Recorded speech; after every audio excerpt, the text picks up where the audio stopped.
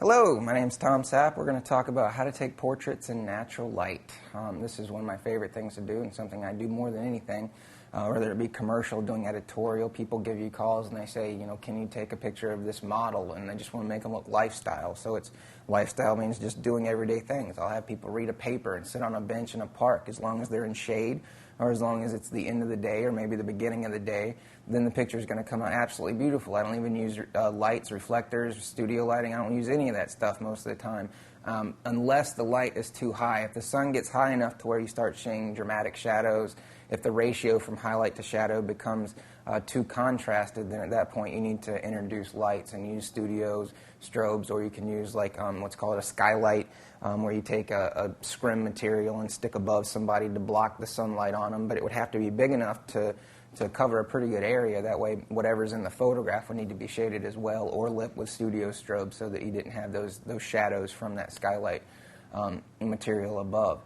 Now, you can use long lenses if you want to really compress the background, being the background closer to the subject. Say you're shooting somebody on the edge of a stream or a river and there's like a really nice foliage on the other side.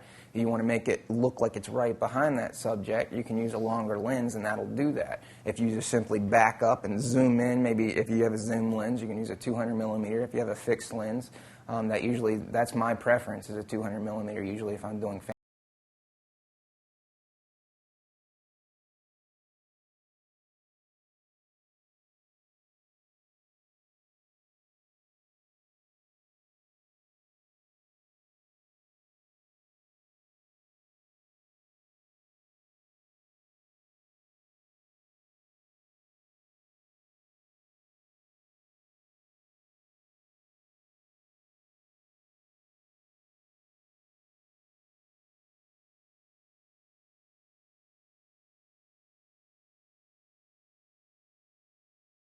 shade, harsh light more in the middle of the day.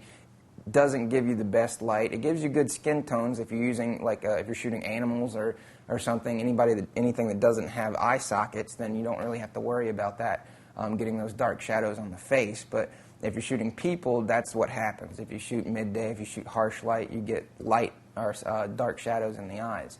So you're going to want to use reflectors, or you're going to basically just want to use soft light. A lot of photographers make a lot of money. I've seen guys that spend their entire careers doing nothing but shooting in shady alleyways downtown, or they'll take people to the park at the end of the day. It's a real easy way, a real great way to make a lot of money if you're a photographer, professional, or if you're just taking some portraits for a friend.